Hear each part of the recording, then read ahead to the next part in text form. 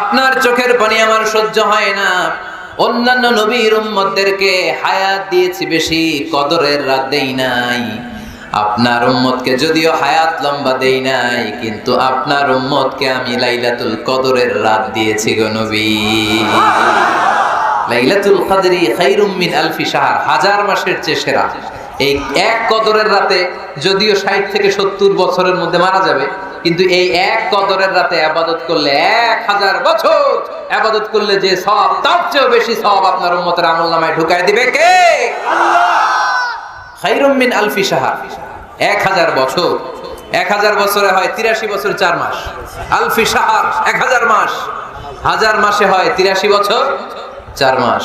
এজন্য কদরের রাতে ইবাদত করতে রাজি আছেন তো? বিশ্বনবীর যেখানেই মন খারাপ, মন ভালো করে দেয় কে? আল্লাহ। সর্বশেষ কিয়ামতের ময়দানে মাকামে মাহমুদে বিশ্বনবী সিজদায় পড়ে কাঁদবেন।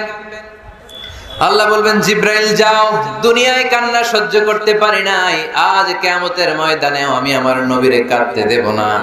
ইযহাবিয়া জিব্রাইল কুল্লাহু মা ইউবকিক, যে আমার নবীরে বলো, নবী আপনি কাঁদেন কেন?